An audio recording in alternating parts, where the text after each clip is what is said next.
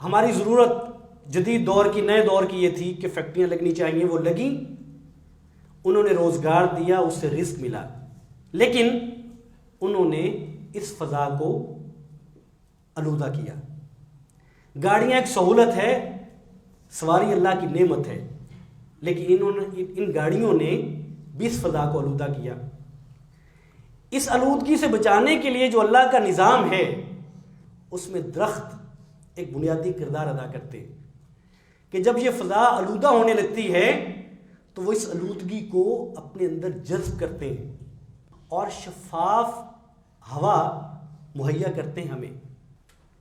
ہم نے جہاں دیگر سہولتوں سے فائدہ اٹھایا تو ہم نے اس درخت کو نہ صرف اس کی افزائش نہیں کی، اس کو آگے نہیں بڑھایا،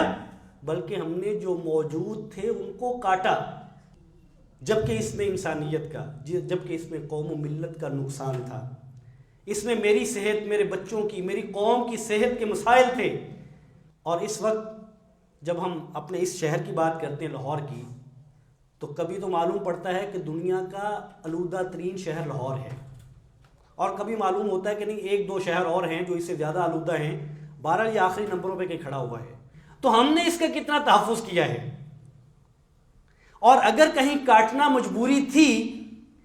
تو ہم نے اس کے عوض میں کتنے لگائے ہیں کہ اس ماحول کو بہتر رہنا چاہیے، اس فضا کو شفاف رہنا چاہیے۔ لیکن بعض صورت ہم نے یہ سب کیا ہے۔ جو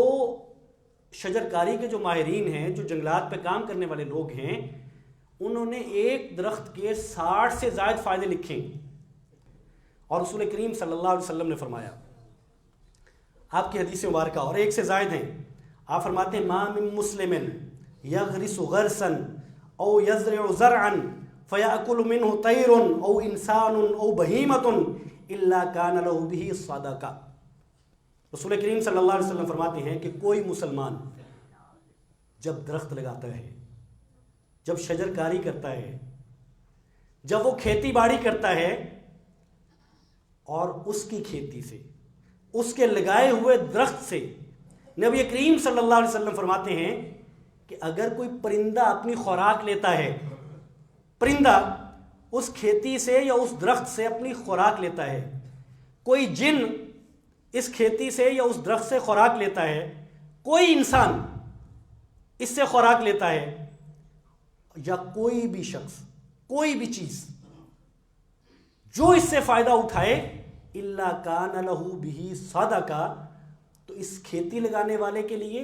اور اس شجرکاری کرنے والے کے لیے یہ چیز صدقہ بن جاتی ہے۔ اور حضرت ابو درداء رضی اللہ تعالیٰ عنہ دمشق میں درخت لگا رہے تھے، پاس ایک شخص گزرا تو کہنے لگا کہ حضرت آپ تو صحابی رسول ہیں، آپ یہ کام کر رہے ہیں۔ کہنے کا مطلب اس کا یہ تھا کہ شاید یہ اس لیے درخت لگا رہے ہیں کہ یہ اس سے مالی فائدہ اٹھانا چاہتے ہیں۔ تو انہوں نے کہا کہ مجھ پر جلدی نہ کریں،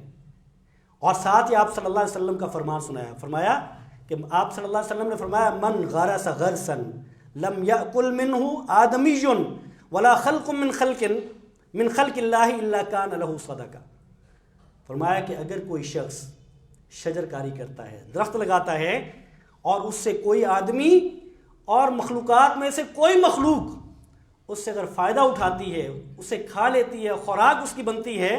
تو اللہ تعالیٰ اس کے لیے اس کو صدقہ بنا دیتے ہیں۔